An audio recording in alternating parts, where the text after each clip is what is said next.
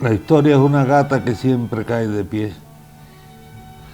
Amigos y enemigos de la revolución cubana, compañeros y gusanos, escorias y camaradas, compatriotas de la isla y del exilio, han reflexionado sobre estos años agotadores desde las torres de la razón o los barandales del corazón, en medio de una batalla de ideas donde el culto a la personalidad de los patriarcas de izquierda y de derecha, la intransigencia de los dogmáticos y las simulaciones de ditirámbicos tributarios vinieron a ensordecer el diálogo en las dos orillas del conflicto.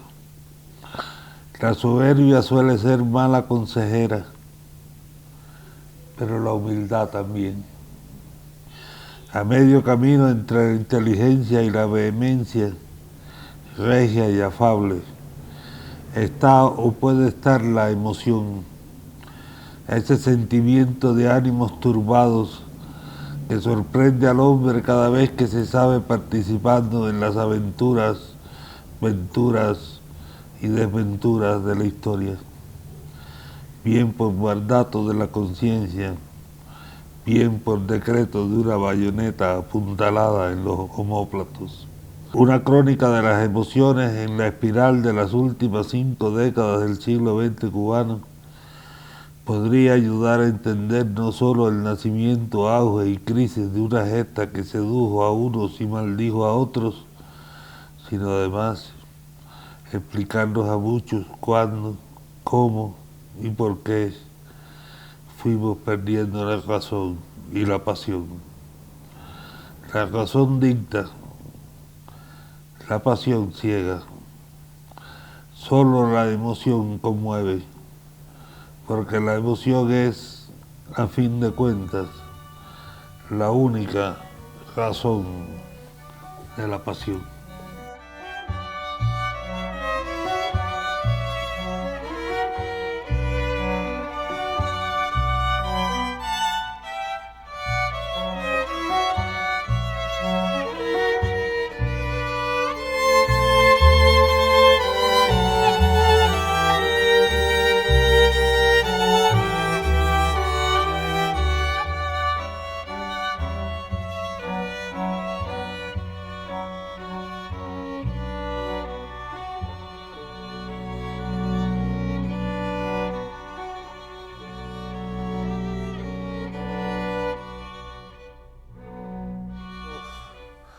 El Grupo Orígenes es un grupo literario de primerísima significancia en la historia no solo de las letras cubanas, sino de las letras hispanoamericanas en general. Un grupo que todavía sigue sorprendiendo a los jóvenes que se acercan a las páginas de aquella revista. La revista Orígenes era el centro en torno al cual gravitaban estos escritores. En el centro de ese centro estaba la inconmensurable figura de José Lezama Lima. Pero yo pienso, quizás porque tengo una versión mucho más familiar del asunto, que el Grupo Orígenes era en primer lugar un grupo de amigos. Un grupo de amigos que se querían mucho y se quisieron siempre, en líneas generales, hasta el final de sus días. El azar,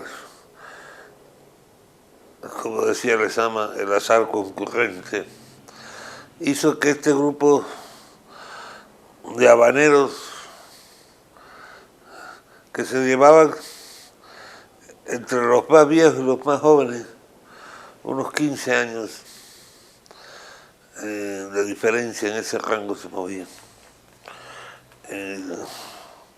Se encontraran en las calles de La Habana y se quisieran, algunos de ellos se enamoraran, incluso se casaran, y por eso estoy hablando yo aquí.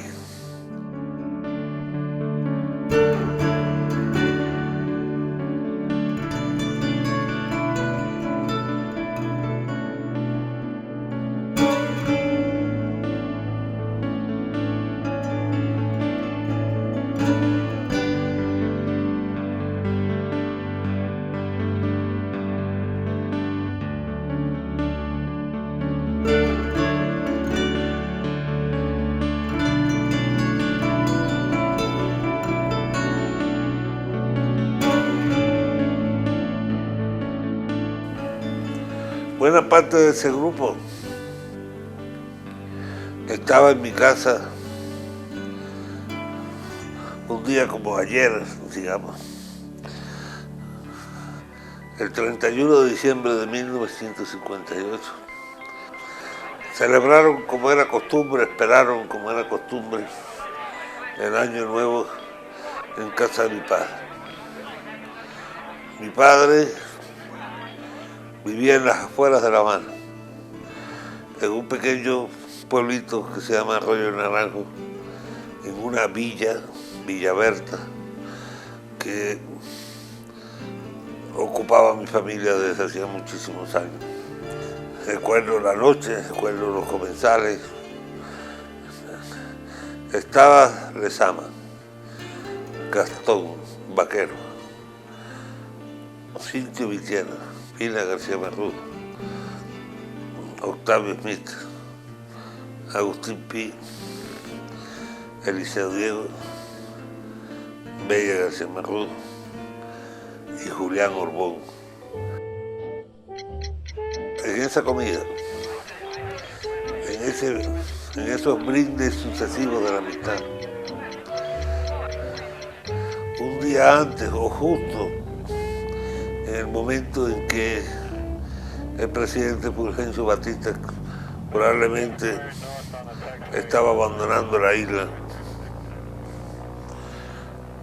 es leyenda en mi familia que Lezama pidió la palabra y dijo que él sabía de buena tinta que había Batista para rato. Y Batista estaba en ese preciso momento yéndose de Cuba. Hay Batista para rato. Siempre se lo recordaban los amigos en plan broma.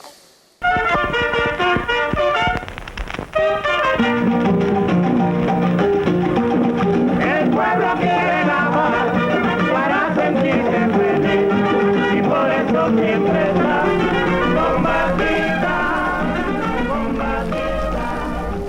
El pueblo de La Habana se lanza a las calles para festejar la cobarde huida del tirano.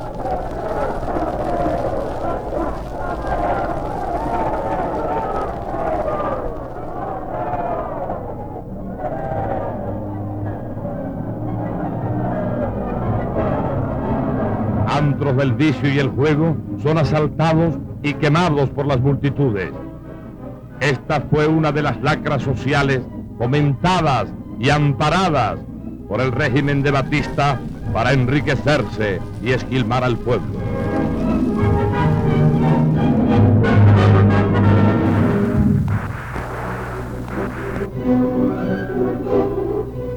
Otros locales, guaridas de los marxistas, también son asaltados por el pueblo.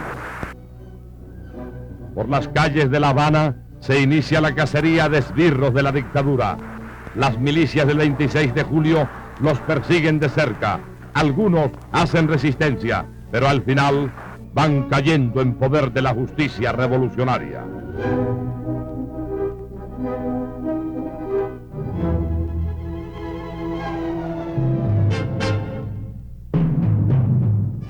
El comandante en jefe del ejército rebelde organiza su histórico recorrido desde Oriente hasta La Habana. Ya la victoria es celebrada con júbilo por todo el pueblo de Cuba. Ya el tirano Batista se ha fugado del país. Se inicia la marcha triunfal. El héroe nacional es aclamado a su paso por pueblos y ciudades.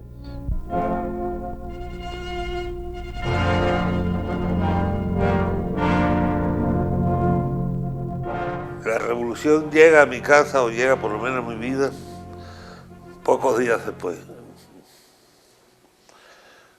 El 6 de enero de 1959,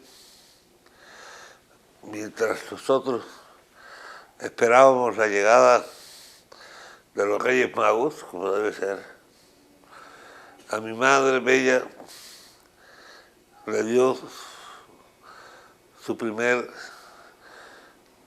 ataque hipoglicémico. Mi madre era una diabética tremenda, se sabría entonces que era diabético, pero hasta entonces no se sabía. Y le dio una crisis de hipoglicemia muy fuerte. Los que conocen de la enfermedad saben que son unos ataques muy violentos. El enfermo pierde el habla, dice disparates y se empieza a morir. Papá no sabía lo que era eso, no sabía qué estaba pasando. Era la primera crisis hipoglicémica, repito, que tenía mamá. Y salió a la carretera a pedir ayuda. Algún vecino, alguien que nos ayudara. Y estaban entrando las primeras avanzadas del ejército rebelde por la carreterita de mi casa. Y papá detuvo un jeep militar donde venían como media docena de barbudos jóvenes, entre ellos un joven enfermero que hacía las veces de enfermero en el ejército rebelde. Nunca supe su nombre. El muchacho vio a mamá, comprendió que estaba ante un cuadro de hipoglicemia y comenzó a darle azúcar, a levantarle los niveles de azúcar y la sacó de la crisis. Pero en eso nosotros, mis dos hermanos y yo, nosotros tres, nos levantamos con los ruidos de los pasos y la llegada. Y nosotros que estábamos esperando a los Reyes Magos, nos encontramos de pronto con unos barbudos, malolientes, guapísimos, por cierto, que estaban en la casa salvando a mi mamá. Entonces inmediatamente se hizo un signo de igual entre los Reyes Magos y los combatientes que iban llegando. Ese es el primer recuerdo que yo tengo de que había pasado algo en la isla, algo fundamental, que era el triunfo de una revolución popular. Ese día también supe que los Reyes Magos no existían.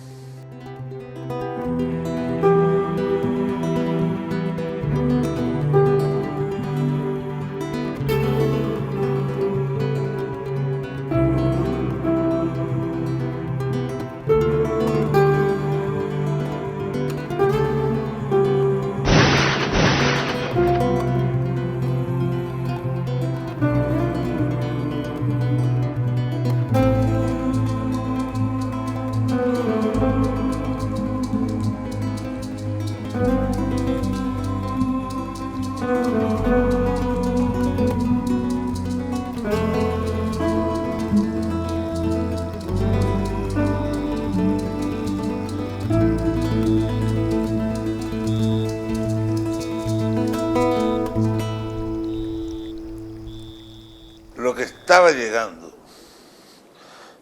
ese día, pero claro, entonces no estaba muy claro, ni siquiera estaba claro, pienso yo, para los líderes de esa revolución armada, de esa rebelión. Estaba llegando una fuerza que en Cuba a ciencia cierta no tenía ni siquiera una tradición real. Estaba llegando un sistema socialista. Eso es lo que llegó. Estoy quizás haciendo simplificaciones en la historia, porque eso fue un proceso que tuvo cierta organicidad y llegó de la única manera en que ha llegado el socialismo a todas partes. El socialismo ha llegado a todas partes, demoliendo lo que había, dinamitando lo que había, negando hasta el extremo cualquier reconocimiento al sistema político anterior.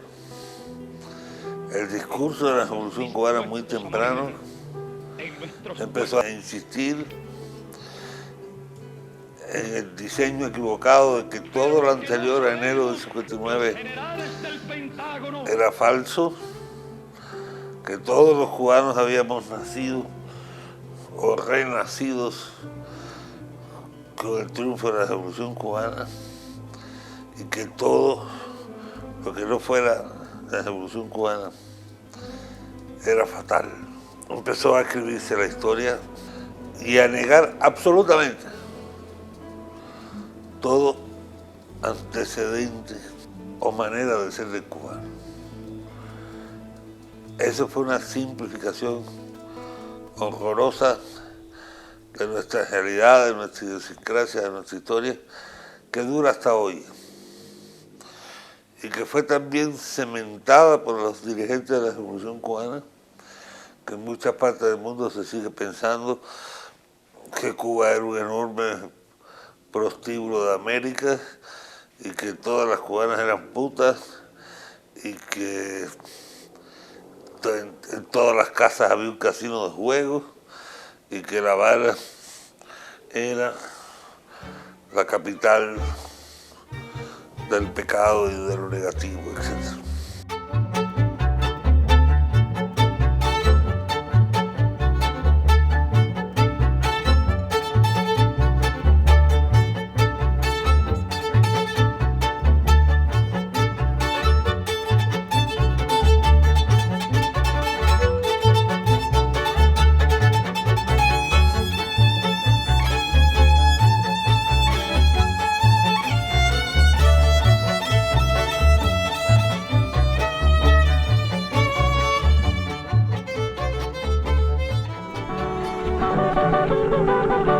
Cristóbal Colón soñaba con tesoros y maravillas, y así llegó a descubrir la perla de las Antillas. Cristóbal Colón soñaba con tesoros y maravillas, y así llegó a descubrir la perla de las Antillas.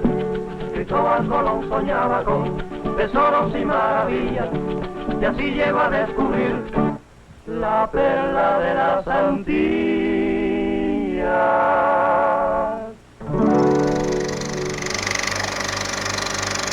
Como parte de esa Habana que había que demoler, o de esa Cuba que había que ignorar, aparece su intelectualidad, y en especial el grupo Orígenes. Esos grupos intelectuales cubanos nunca fueron convocados por la Revolución triunfante al diseño de la nación, ni fueron invitados a participar en las fiestas de la Revolución. Si uno hace la lista de los artistas y de los intelectuales cubanos que estaban vivos en enero de 1959 y que de alguna manera hubieran sido una tropa fundamental para la cruzada y las ideas de aquellos tiempos, pues a uno se le pone la piel de gallina. Estaban vivos todos.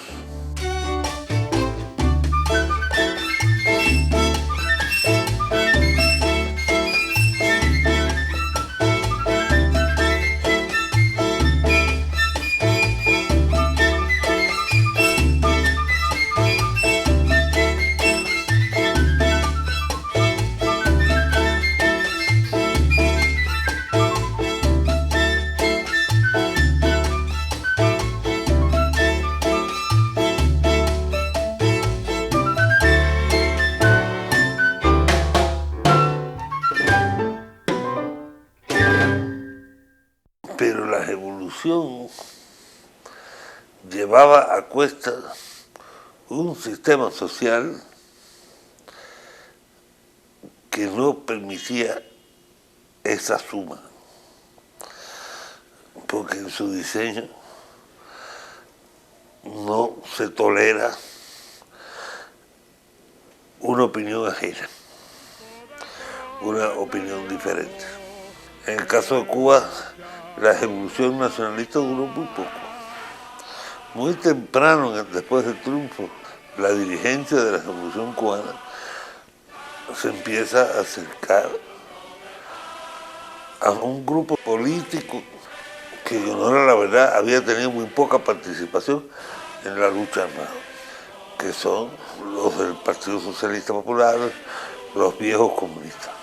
Fidel sabe y dice en enero, en el mismo 59, que un país pequeño como Cuba está condenado a aliarse a un imperio, no hay de otra. Y él propone unirse al que más lejos queda. Esa es la propuesta de Fidel, el que está más lejos, como suponiendo que tendría menos poder. Vivimos todos unidos, viva la Internacional, renovamos todas las camas, La historia no conoce un ejemplo igual de solidaridad. История не знает подобных примеров солидарности. Eso es el internacionalismo. Это и есть интернационализм. Eso es el comunismo. Это и есть коммунизм. Bolshoi spasiba, sovietskie bratia. ¡Viva el comunismo! Да здравствует коммунизм! ¡Patria o muerte! Родина или смерть! Мы победим! La revolución cubana se empieza a politizar. Empiezan a entrar en la cancha los políticos, no los guerreros. Los guerreros ahí quedan. Pero los intelectuales fueron callados desde el principio, porque Che Guevara desde el año 59 hace una advertencia muy grande. Dice, los intelectuales cubanos no tienen derecho a voz, porque todos tienen un pecado original. El pecado original de los intelectuales cubanos es que no hicieron la revolución. Por lo tanto, aquí no tienen nada que opinar. Lo único que pueden hacer es sumarse al caso de la revolución y empezar a acumular méritos desde cero, con tal de ver si después la historia, etcétera, etcétera, etcétera, les da cabida en este tren. Mi padre y mi familia, nosotros teníamos boletos de avión, pasajes e inventario hechos para irnos por la compañía holandesa KLM el 4 de junio de 1962, con destino a Estados Unidos.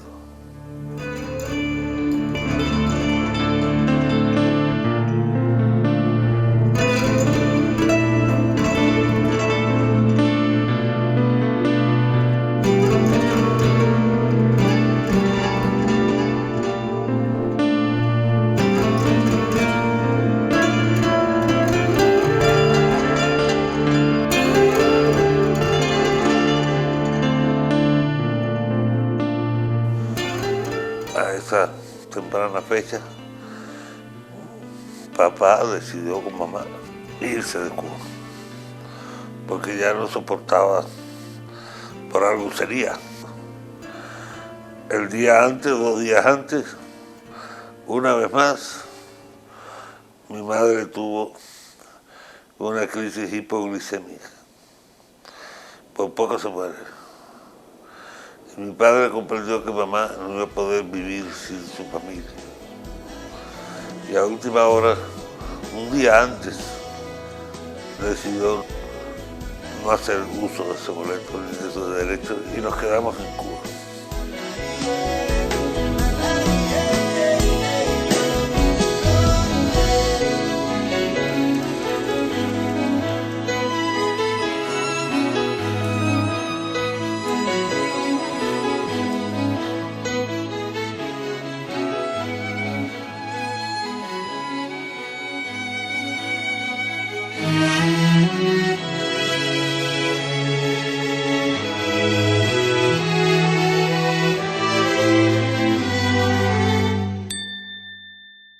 todos ellos fueron encontrando acomodo en la Revolución Cubana. Sobre todo gracias a la inteligencia de algunos líderes de la cultura como María Teresa Freire de Andrade en la Biblioteca Nacional, la propia Aida de Santa María en la Casa de las Américas, Nicolás en la UNIAC, que le dieron posada, vamos a decir así, a estos intelectuales cubanos que estaban estigmatizados como burgueses. En especial mi padre, Cintio Fina, Octavio Smith, fueron a parar a la Biblioteca Nacional, sencillos cargos de investigadores literarios, y esencialmente allí pasaron el resto de su vida laboral sin que jamás fueran invitados, hasta muchos años después, al diseño de la nación. Algunos incluso fueron perseguidos, como Lezama, como Cintio, a quien le apedraban la casa todos los días para que se fuera del país. Cintio también tiene su historia de su viaje cuando se iba a ir de Cuba. Todo ese grupo eran muy nacionalistas. Y había una cosa que los unía antes, incluso de la Revolución Cubana. Todos eran muy martianos. El menos martiano era mi papá. Pero Cintio y Fina, Martí es igual Dios. Y ser martiano, casi no queda más remedio que ser también antiimperialista. Porque Martí, a pesar de que alabó mucho al pueblo norteamericano y a las costumbres de vida norteamericanas, siendo un demócrata, era un antiimperialista feroz. Y si la revolución era antiimperialista, y si la revolución, por otro lado, se proponía tareas de justicia social, de atención al pobre, de quitarle al rico y darle al pobre, pues esas ideas también se emparentaban con otras ideologías que compartía todo el grupo original, que era su cristianismo. Eran cristianos, en especial católicos. Y esa atención al pobre por un lado, que lo acercaba al cristianismo, y esta posición antiimperialista que los acercaba a partir, muchos de esos originistas, otros no, encontraron un nicho que les permitía estar de acuerdo, vamos a decir.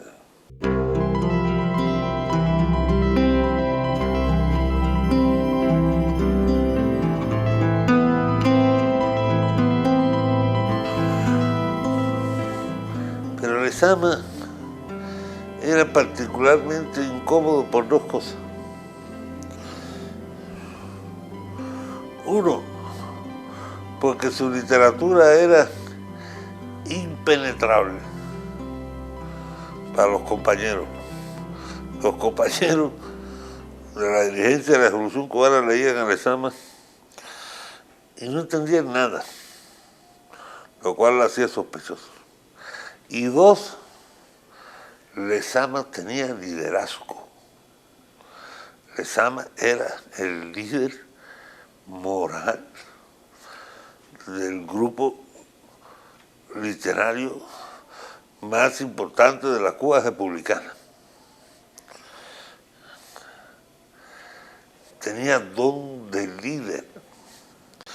Con el triunfo de la revolución, comienzan a acercarse a la Revolución Cubana, porque es lógico. Una vanguardia intelectual de América Latina, está tu padre, y todo el mundo pasa por ahí. Cuando digo tu padre me refiero al querido Roque. Cuba se convierte en una en un centro de conspiración literaria internacional como no lo había sido nunca. Y cuando empiezan a llegar todos esos escritores de centro izquierda, digo centro porque también estaba Vargas Llosa y estaba Paz y estaba, pues con el descubrimiento de la Revolución Cubana y de Cuba, de la nueva Cuba, pues también se descubre a Lezama. Y llega Cortázar y escribe aquel ensayo famoso y dice: el escritor, el intelectual más grande, vivo de América del siglo XX, vive en la calle Trogadero número tal, en La Habana, y se llama José Lezama Lima. En esos años, Lezama publica Paradiso, libro que llevaba 30 años escribiendo. Los primeros capítulos de Paradiso aparecen en Orígenes en los años 40. Y la novela viene a publicarse en el año 66, en la misma año prácticamente de 100 años de soledad, de La ciudad de los perros, de todo lo que se llamó el boom. Lezama, de manera inesperada, porque nunca había escrito una novela, y la viene a publicar ese año. Y Guillermo Cabrera Infante, que acababa de abandonar la isla, siendo el intelectual modelo de la revolución, deserta de la revolución, y publica una novela extraordinaria que se llama Tres tristes tigres. El caso Vigilio nunca alcanzó esa dimensión. Es decir, de los tres escritores cubanos, no sé si del boom, pero sí del bombo, eran Alejo, Lezama y Guillermo, los compañeros, los funcionarios de la cultura cubana. Con el que no pueden es con Lezama. Porque Guillermo por lo menos se fue. Pero Lezama vivía en La Habana, en la misma humilde casita de siempre, y era un imán, un centro de atracción. El resultado, había que hacer la vida imposible. Mi padre, Cintio, Octavio, todos los otros originistas tenían un perfil mucho más bajo. No tenían la visibilidad, vamos a decir así, que tenía Lezama, que no había escritor que no quisiera ir a conocerlo. Se convierte en un enemigo. Y hacen todo lo posible, que es una estrategia que los compañeros usaron desde el principio, hacen todo lo posible porque se vaya del país. Porque esa es la técnica. Vete. Con tan mala suerte que Lezama no se va, entre otras cosas porque no cabía en los aviones. Nunca viajaba, decía, porque no cabía en las butacas de los aviones. Y Lezama se queda hasta el final de sus vidas en la misma casa, en la misma pobreza, en la misma cama, que vivió desde que era niño. Y se convierte en lo que es un símbolo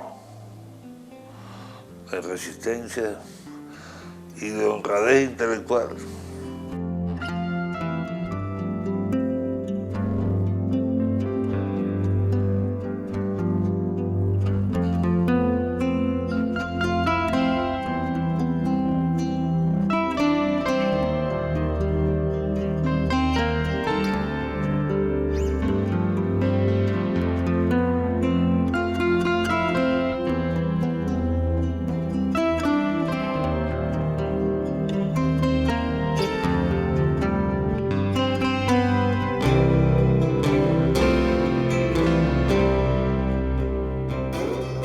Papá vive toda su vida trabajando en la biblioteca, hasta que un día Nicolás Guillén, que no era amigo de él, porque Nicolás era de otro grupo literario. Además, Nicolás, un hombre a quien yo quiero muchísimo, como todos los escritores de izquierda, se habían pasado la vida afuera, porque todos los escritores de izquierda se fueron muy jóvenes. Unos dicen que perseguidos, otros porque querían conocer Moscú. Y Alejo, Nicolás, Felipita, toda esa gente vivieron su vida en París. Llegan jóvenes todavía, pero con mucho mundo intelectual, a La Habana con el triunfo de la revolución. ¿Quiénes se habían quedado? Los burgueses,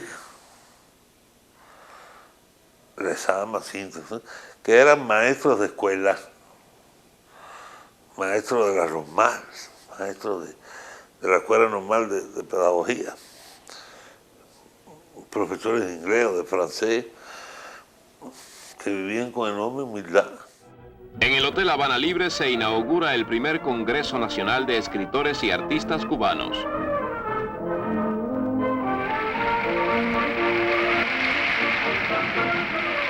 El presidente de la República, doctor Osvaldo Dorticós Torrado, resume el acto e indica el camino a nuestros escritores y artistas. Al pueblo hay que ir, y no digo descender, porque al pueblo se asciende y no se desciende. Y ahí se encuentran dos grupos de escritores, los de izquierda y los burgueses. Los burgueses, mi papá, que no se habían visto la cara nunca. En el caso de Nicolás Guillén, que es un caballero, conocía perfectamente quién era mi padre, quién era Lezama, no sé qué, y los ayudó en lo que pudo. Y un día fue a la biblioteca y le dijo: papá, vente a trabajar conmigo a la UNIAC, y si te ofrezco un trabajo extraordinario, no tendrás que hacer nada. ¿Qué te ofrezco? Nada. Escribe. Y tómate un cafecito conmigo por la mañana. Y papá se va entonces con Nicolás, porque le quedaba doblar de la casa. Y se quitaba de arriba la guagua. Es decir, ellos seguramente tienen sus razones. A mí, te juro, me cuesta trabajo pensar en qué pensaba. Porque cuando uno oye los discursos, vuelve a leer los discursos de los dirigentes de la Revolución Cubana, de Fidel y de Llanusa y de Raúl, pues ahí no había duda. Era contra los homosexuales, contra los católicos, contra los creer en Dios era un pecado.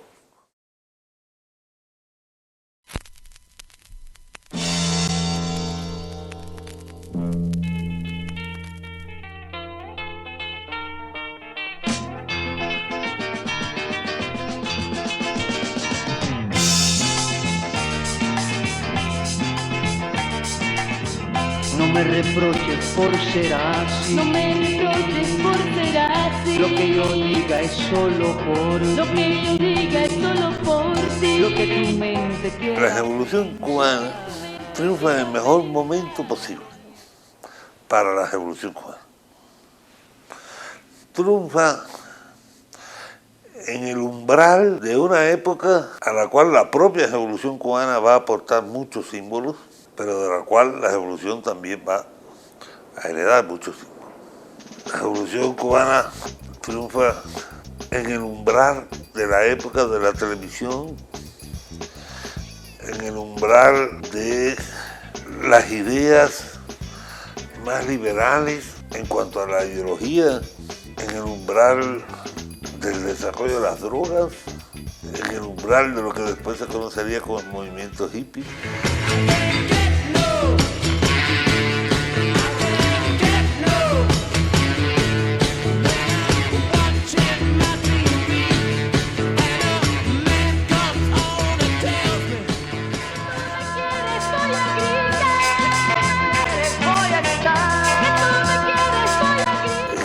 De una Europa que por su lado iba a estremecer al planeta con el Mayo francés, esa década del hombre en la luna. Por primera vez en la humanidad, los jóvenes tienen los mismos ídolos, porque la televisión los mete en la casa.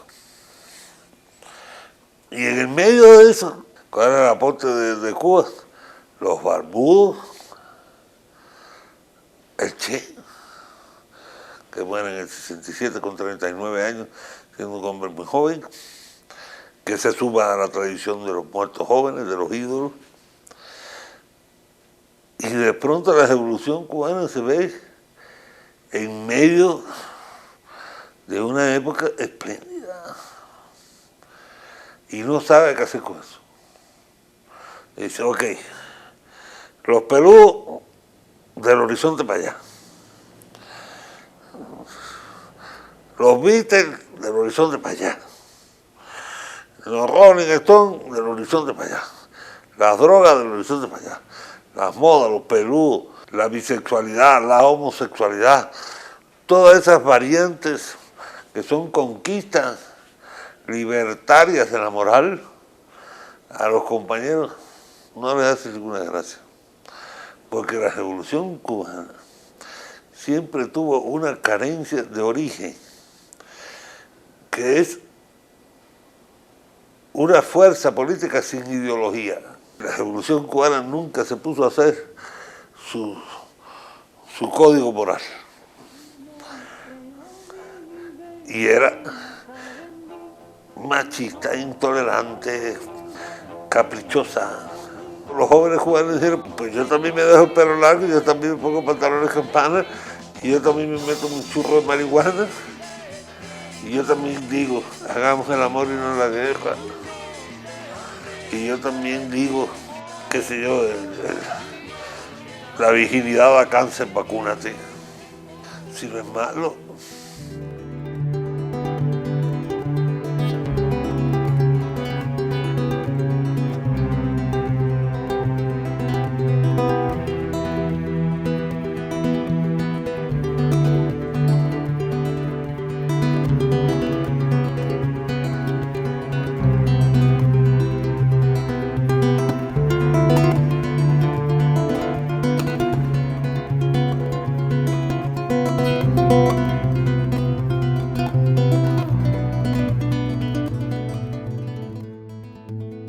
En nuestra capital, en los últimos meses, le dio por presentarse un cierto fenomenito extraño en que el grupo de jovenzuelos y algunos no tan jovenzuelos, influidos entre otras cosas por la propaganda imperialista, se le dieron por comenzar a hacer pública ostentación de sus desvergüenzas. Aquí, por ejemplo, se dio por empezar a vivir de una manera extravagante, reunirse en determinadas calles de la ciudad,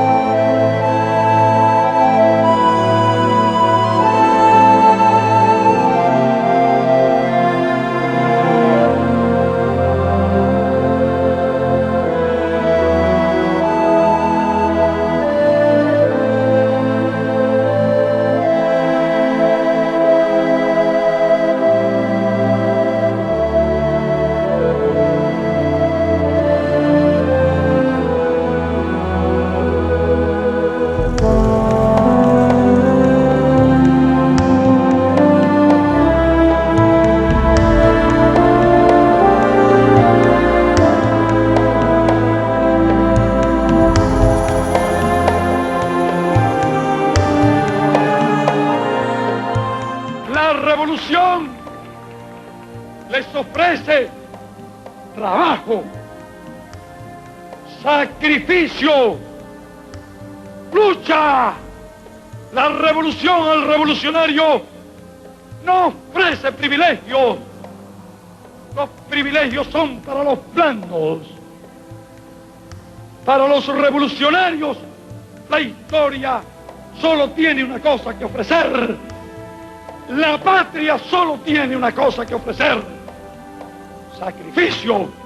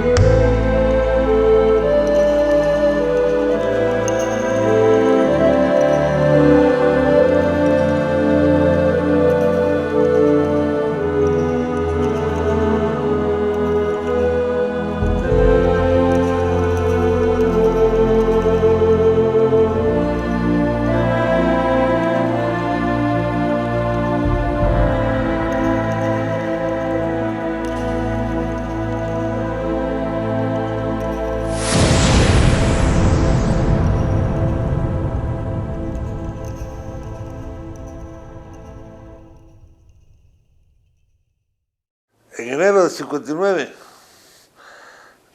se interrumpe el desarrollo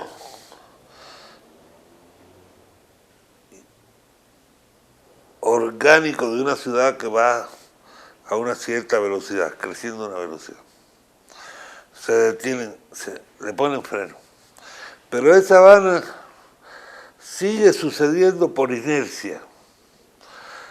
Digamos que se le apagó el motor, pero esa Habana seguía avanzando, cada vez más lento, pero por la inercia de la fuerza que traía.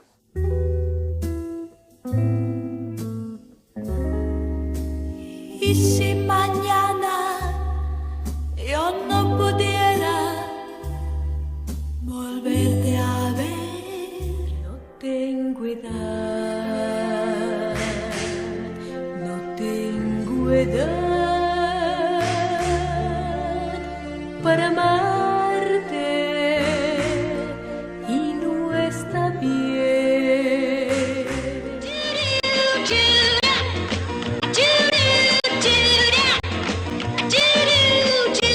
Date un martello, che cosa ne vuoi fare? E la voglio dare in testa. 1, 2, 3, 4.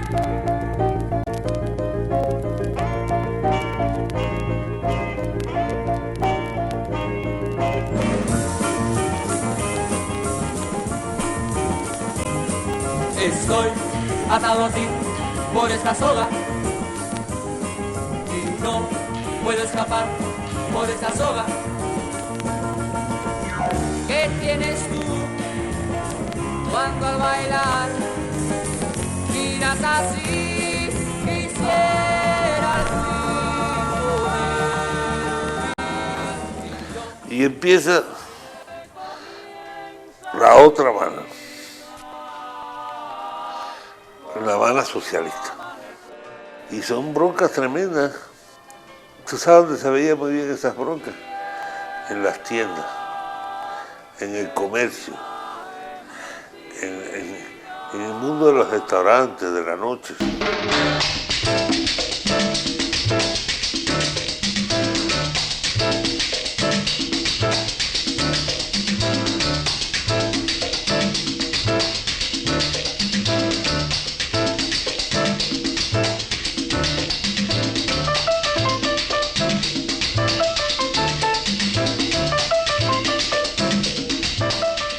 ¿Cuándo se detiene esta Habana?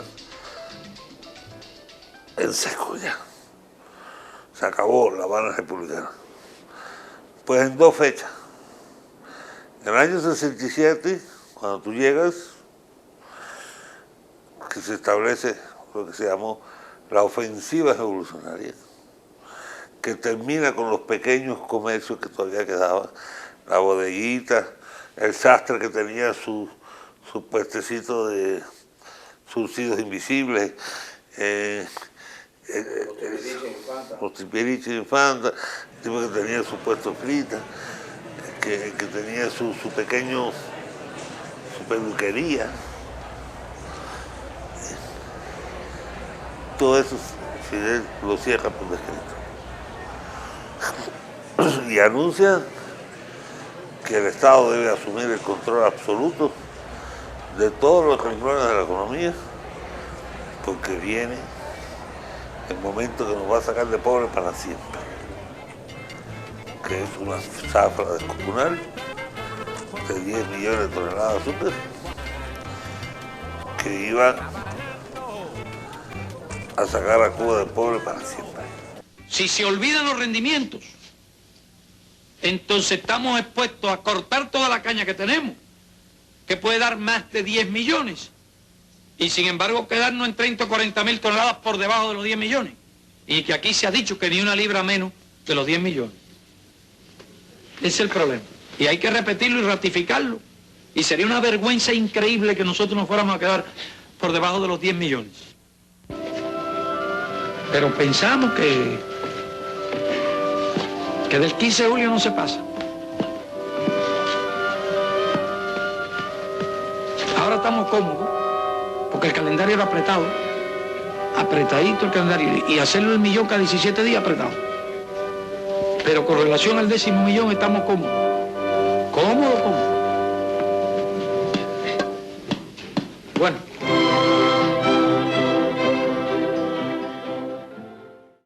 Esa zafra, como todo el mundo sabe, fue un desastre. Cuando la zafra, ya nada más hay una Cuba. Y una Cuba en bancarrota. Entonces, cuando viene la gran decisión del gobierno revolucionario, que para mí es el fin de todo ese proceso que tú hablabas, que en los años 60 fue muy hermoso, del Salón de Mayo, de los intelectuales, de la vanguardia intelectual del mundo, visitando Cuba y sorprendidos con Cuba. ¿Con qué Cuba? Con las dos. Hasta ayer, mucho tiempo perdido. Desde hoy hay un sol renacido. La verdad que pedí, la razón que busqué, todas veces es posible encontrar el amor ha llegado. Con la de la inercia y la nueva. Eso se acaba. Se acaba cuando a la Revolución Cubana no le queda más remedio, por lo menos no lo encuentran, que sumarse al carro de la Unión Soviética. Estreno de Alba de Cuba, documental en colores realizado por los cineastas soviéticos, dirigida por Román Carmel. Artistas checoslovacos y soviéticos agasajan a Buenaventura, el niño actor de Alba de Cuba. Carmen y su asistente Kisilov. Qué impresionante bienvenida dan en el puerto de Odesa al barco de la amistad. En él llegan a la Unión Soviética nuestros 1000 jóvenes campesinos que allí se convertirán en excelentes técnicos agrícolas.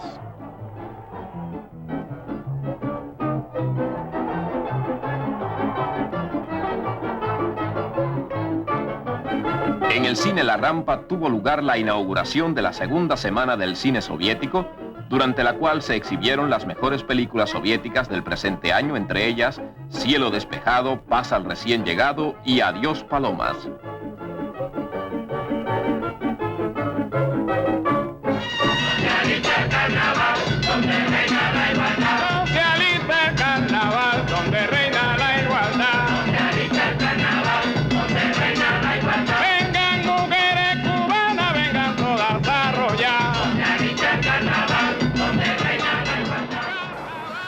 Y ahí empieza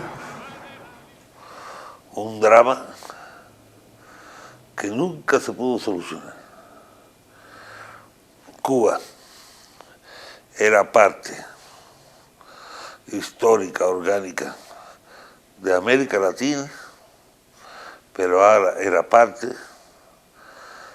de una cosa que se llamaba la comunidad socialista, de la cual no teníamos ningún antecedente.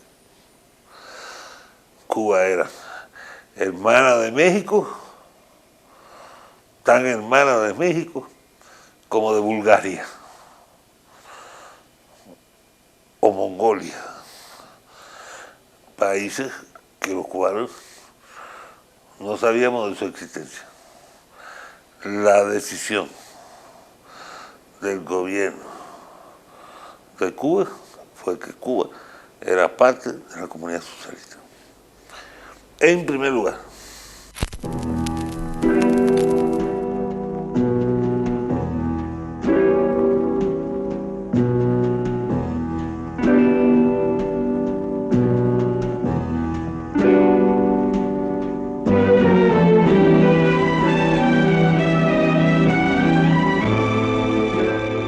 habían fracasado todos los movimientos guerrilleros, había fracasado todo lo que Cuba había intentado en los años 60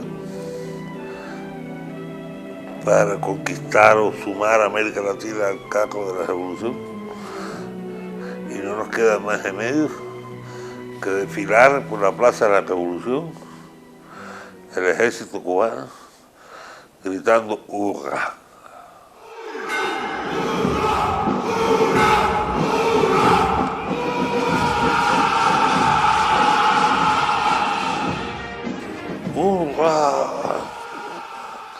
Gritaban los negros, los mulatos cubanos, como si fueran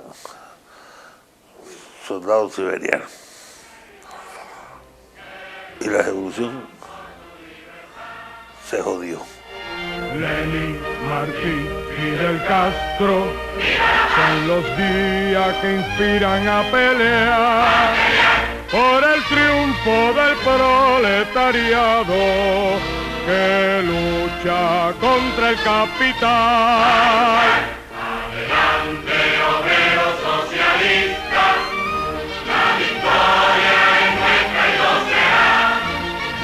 En la mente las ideas marxistas, hoy, mañana y siempre, Cuba vencerá. En el plano de la cultura, hubo gente siendo revolucionarios que lucharon contra eso y trataron de mantener encendida una llamita latinoamericana, la dependencia de Cuba de América Latina. La dependencia no, ser parte de América Latina. ¿Quiénes fueron? La Casa de las Américas, el ICAI, y la Casa de las Américas y el ICAI. ¿Por qué? Porque había dos personas, uno se llamaba Aida Santa María y otro se llamaba Alfredo Guevara, que tenían vocación latinoamericanista y que no tenían la menor simpatía por los camaradas soviéticos. Otras instituciones se hicieron fuertes, como el Ballet Nacional, donde Alicia dijo, aquí no entra un ruso. A Sally Pliseski nada más.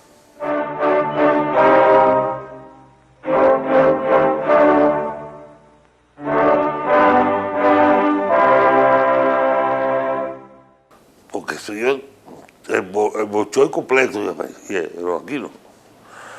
Aquí estamos los Alonso, perdón. Y como Alicia Alonso era la comandante en jefa, pues no había que la tumbar. Esos dirigentes de la cultura cometieron muchos errores. Pero yo les agradezco que en medio del maremoto ideológico, donde habían organismos como el Granma, como el ICRT, como todos los periódicos, como toda la organización de partidos, que te imponían, si tú te casabas mañana con Susi, tenías que llevarle flores a la estatua de Bella, porque eso era lo que hacían en Bulgaria con la estatua de Yíkov. Y se empezaron a importar tradiciones, uniformes. Nuestros comandantes dejaron de ser comandantes y se convirtieron en generales del Pacto de Varsovia. Y ahí, para mi gusto personal, se jodió todo.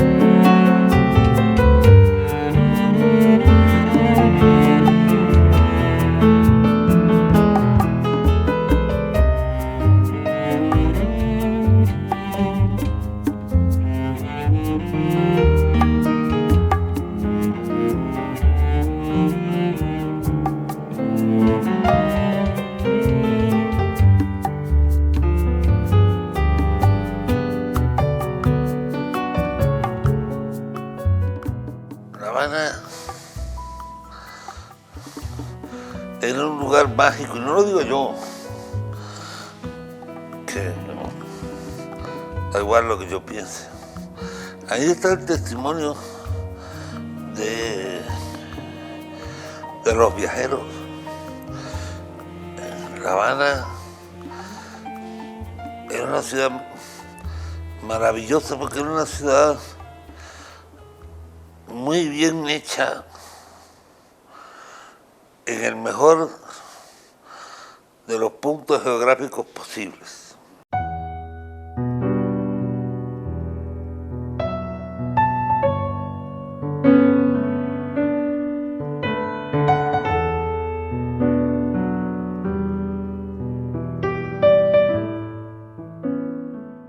Sobre todo en sus orígenes, cuando la navegación era la fórmula principal de comunicación entre las naciones y los pueblos. La Habana era lo primero que te esperaba de América, cuando venían las embarcaciones de Europa, que era desde donde único venían. Lo primero que se encontraba era La Habana. Estamos casi a la misma distancia, en el epicentro geográfico de las Américas. ¿Quiénes llegan a La Habana? Pues lo mejor de España y lo mejor de África. De España, ¿quiénes llegan? sobre todo los pueblos trabajadores de España, los gallegos, los canarios, los asturianos, los andaluces, gente laboriosa. Y de África, ¿quiénes nos llegan? Los yoruba, los pueblos cantores de los ríos de aceite de Nigeria, los pueblos poetas, no los guerreros. Los pueblos guerreros de África más bien fueron en las colonias inglesas, francesas, y ahí la diferencia entre Haití y La Habana o entre Jamaica y Cuba. Y la simpatía que hay entre Cuba y Brasil, donde también fueron los yorubas, entre Cuba y Nueva Orleans, los que hoy es Nueva Orleans, donde también fueron los yorubas. Nueva Orleans, Brasil, La Habana, hace que el triángulo musical de la cultura negra. En fin, tenemos muchas buenas raíces. Y una de las cosas que mejor se construyó en este mundo nuevo, que en ese sentido sí era nuevo, por lo menos arquitectónicamente, fue una pequeña ciudad de puerto que se llamó San Cristóbal de La Habana. Quiéreme mucho.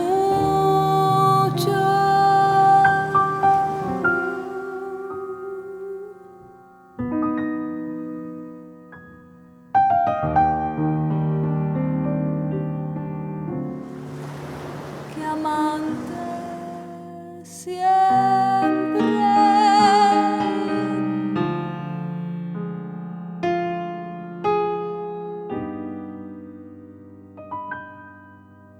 Yo con tus besos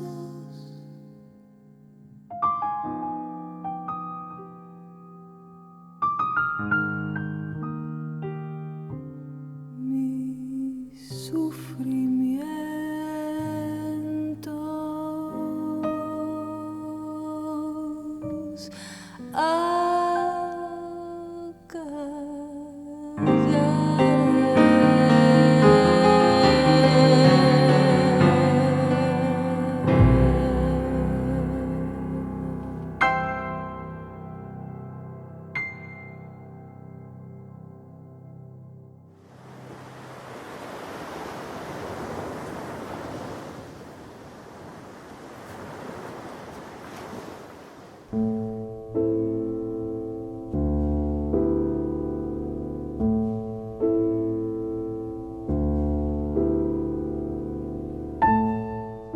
Por aquellos años, estamos en los años mediados de los 70, yo estaba movilizado en las Fuerzas Armadas.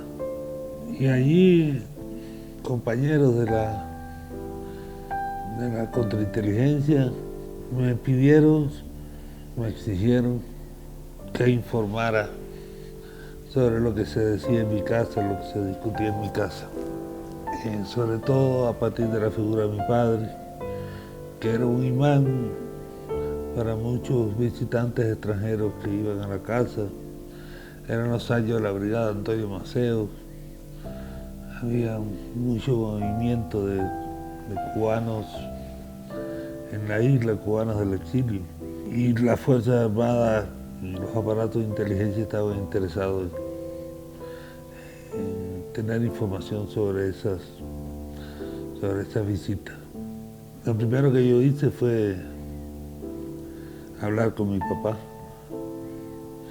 y decirle lo que me habían pedido. Yo estaba muy avergonzado y muy temeroso.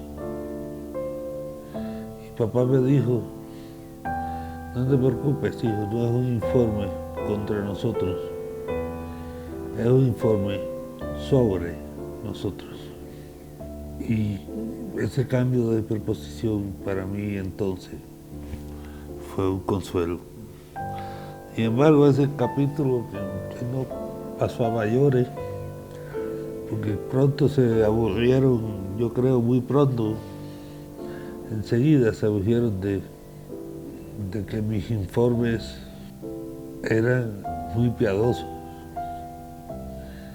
y no revelaba ningún secreto. Que este recurso fue un recurso que caracteriza a esos años. El pedirle que uno hiciera informes sobre su familia, sobre sus amigos, que los amigos hicieran informes sobre uno. Recuerdo que cuando yo me negué, porque me parecía una canallada, me llevaron a un cuarto y me dejaron en una mesa donde había una montaña así de files llenos de informes contra mí, de amigos y sobre todo de amigos, que también a su vez estaban haciendo informes. Y todos hacían informes sobre uno y el otro sobre este y este sobre aquel y aquel sobre su mamá y su mamá sobre su hijo y su hijo sobre su hermano. Porque era un mecanismo estalinista.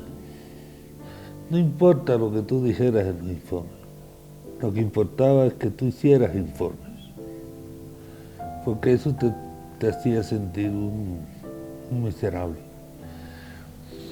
Y un miserable siempre es una persona mucho más dúctil, mucho más utilizable por los aparatos de la seguridad del Estado.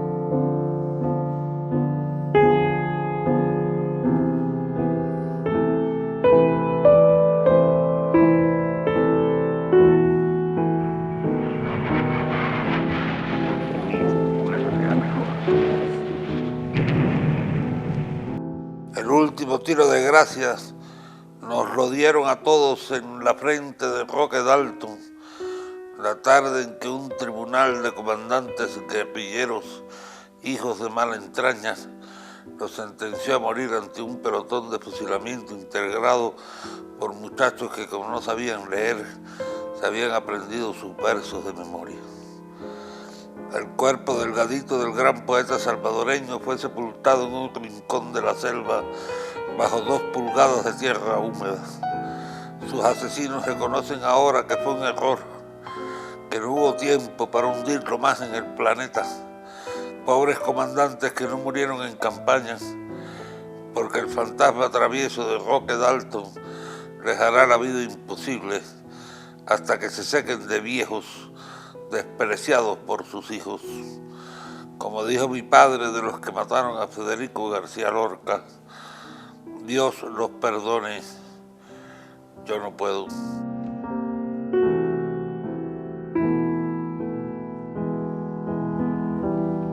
El último cubo de agua fría cayó en Granada, octubre de 1983, cuando oficiales cubanos de recias trayectorias combativas, supuestos descendientes de la estirpe de los Paseos, incumplieron la orden de pelear hasta la última gota de sangre y prefirieron echar a correr que enfrentarse a las tropas élites norteamericanas que acababan de invadir la pequeña isla del Caribe por los huevos de su armada. La última piñata de la fiesta revolucionaria se rompió en Nicaragua, cuando el colegio electoral anunció la derrota popular de los comandantes sandinistas, en breve convertidos en los empresarios, hacendados y publicistas más poderosos de Centroamérica. Los mejores combatientes renunciaron a la militancia del frente y se retiraron abochornados por la rapacidad de sus antiguos jefes. Los peores hoy se piden las cabezas unos a otros, se insultan en la prensa y se consumen en los vinagres de la envidia. Así pues, acabaron odiándose, pero ricos hasta morir, como Somoza. El último buche amargo se tragó en seco en Lisboa, la tarde que el presidente angolano José Eduardo dos Santos y el jefe guerrillero Johannes Savimbi firmaron la paz que ponía fin a una guerra de 15 años donde habían muerto 2.289 muchachos de mi isla.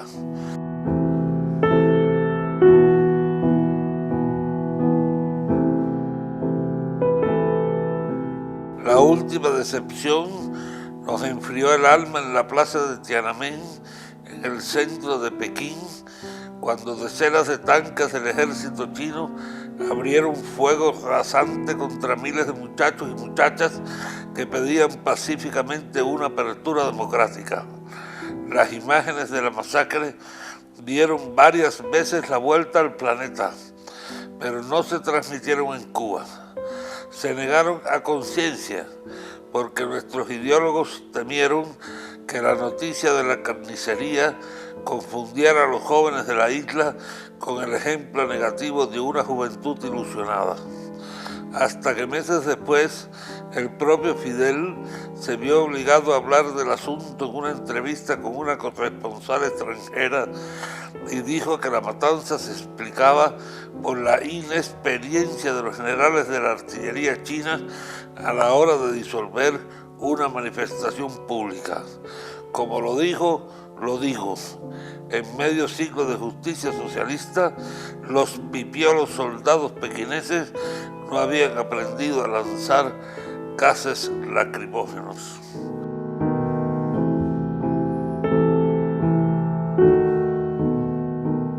Una docena de mandarrias fue más que suficiente para unificar a las dos Alemanias.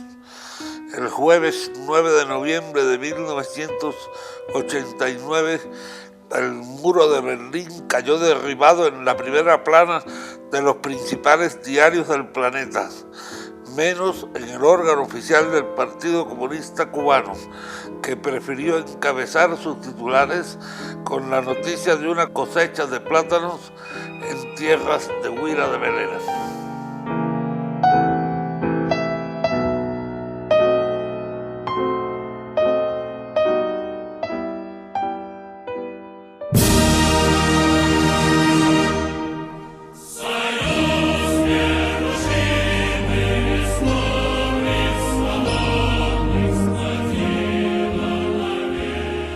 La última bofetada en pleno rostro fue dada en Moscú, cuando la invencible Unión Soviética desapareció del mapa y no hubo ni un solo bolchevique, ni un solo comunista, ni un solo camarada, ni un solo veterano de la Gran Guerra Patria, ni un solo bailarín del Bolshoi, ni un solo héroe del trabajo, ni un solo diplomático, ni un solo consorciano, ni un solo estudiante universitario, ni un solo general de 1000 estrellas, ni un solo genio del ajedrez, ni un solo albañil del proletariado, ni un solo francotirador, ni un solo malabarista del gran circo ruso, ni un solo cirujano, ni un solo pedagogo, ni un solo centinela de la Siberia, ni un solo almirante de la Armada, ni un solo campeón olímpico, ni un solo científico, ni un solo levantador de pesas, ni un solo artista emérito del pueblo,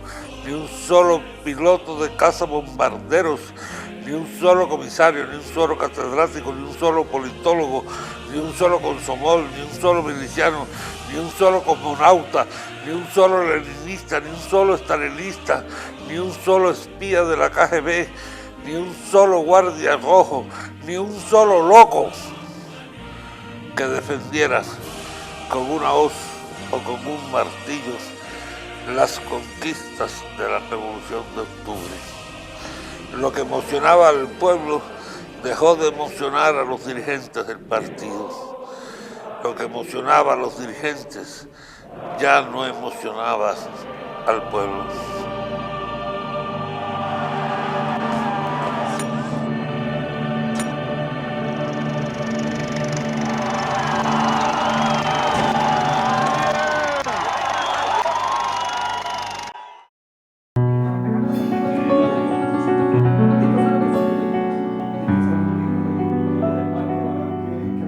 Es verdad lo que tú dices, los cubanos no acabamos de resolver, sobre todo el futuro.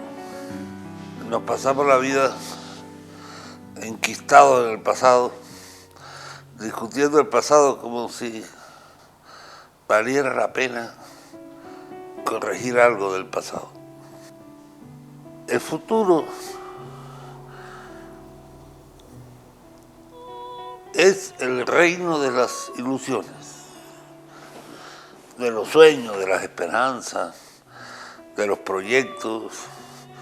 Dice, bueno, a mí me gustaría tener una productora de cine independiente, a mí me gustaría tener una revista literaria con un grupo de amigos, a mí me gustaría tener una editorial para publicar una biblioteca básica de literatura cubana del siglo XX, a mí me gustaría tener un restaurante, a mí me gustaría tener una casa en la playa. A mí me gustaría tener una casa en la playa, en especial en Santa María del Mar.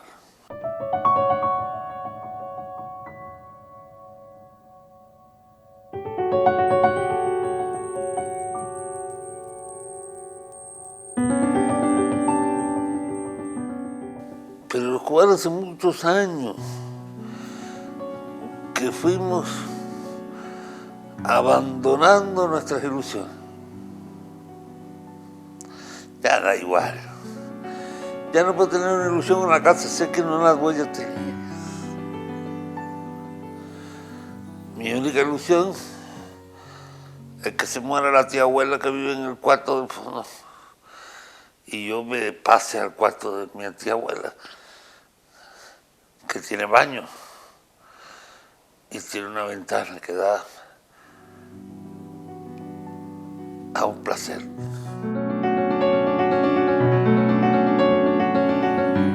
Los cubanos tienen que encontrarse para empezar a acumular recuerdos juntos. La acumulación de esos recuerdos, lo que vamos a recordar es la compostura de ese país. ¿Cómo lo reconstruimos los dos? Porque creo que a ningún cubano le quepa la menor duda de que ese país necesita una reconstrucción total. Bailando con Celia Cruz, oyendo a Willy Chirino, venerando al mismo santo y con el mismo padrino, allá por la Sagüesera, calle 8, Jayalía, anda la media familia que vive allá en la otra orilla. Ana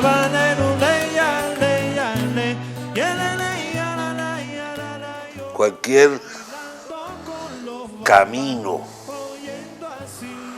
para una Cuba futura, con revolución, sin revolución, con democracia, sin democracia, pasa por la reunificación de esas dos Cubas.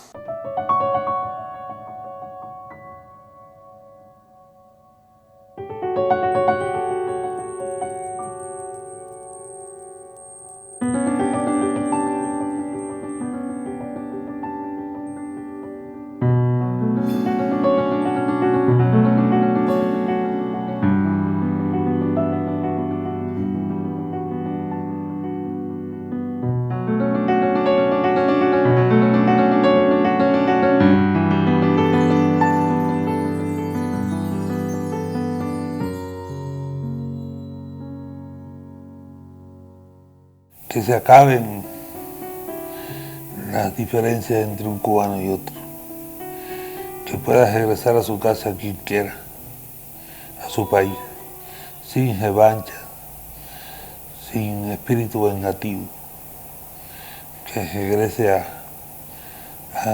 invertir en la isla y hacerla crecer y desarrollarse como esa pequeña isla se merece. De esa unión, de ese encuentro real, no político, real. Esta es tu casa y aquí puedes entrar todas las veces que quieras y puedes regresar a vivir y puedes regresar a invertir y puedes regresar a trabajar y a soñar por esta isla. Yo no veo otra solución. Y después puede venir la solidaridad internacional, la ayuda de México, de Estados Unidos, de España, de quien quiera ayudar.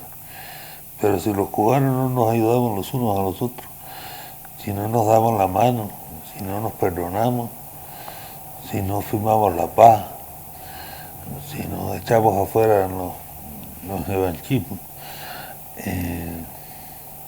pues nos esperan otros 50 años de calamidades. En todas las historias, unos ganan y otros pierden. No hay de otra manera. Ojalá que los perdedores tengan también derecho a una mejor vida.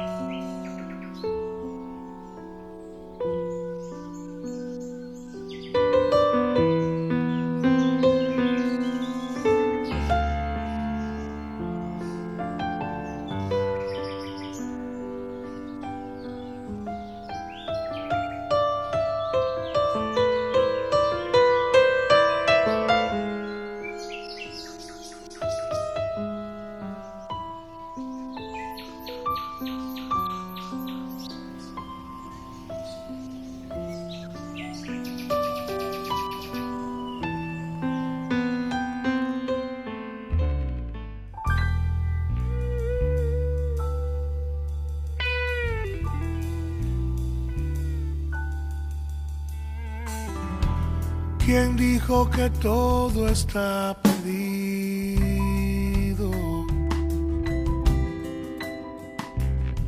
Yo vengo a ofrecer mi corazón.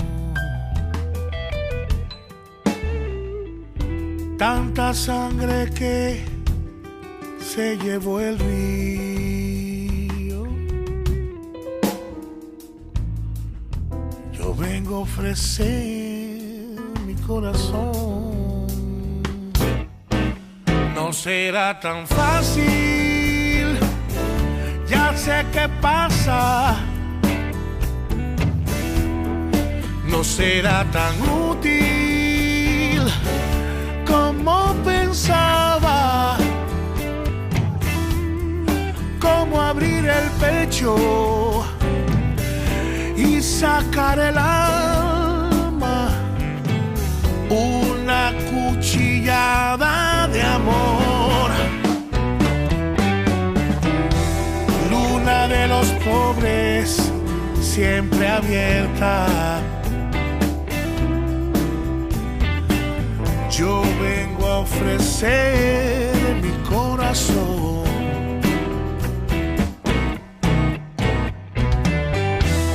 Como un documento inalterable. Yo vengo a ofrecer mi corazón y uniré las puntas de un mismo lazo y me iré tranquilo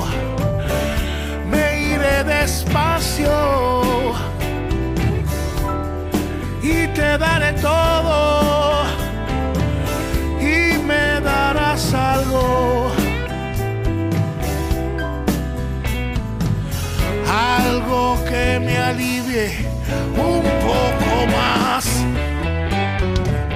Cuando no haya nadie, nadie cerca o lejos,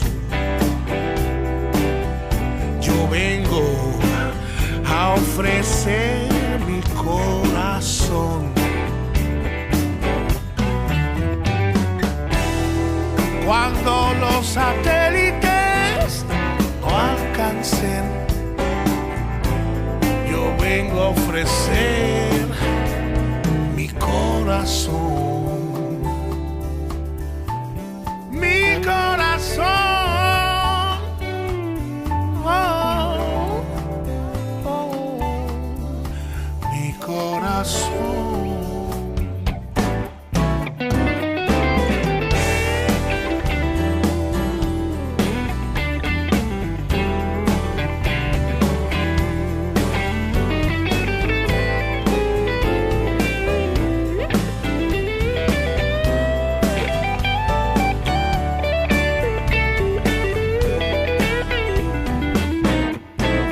Y hablo de países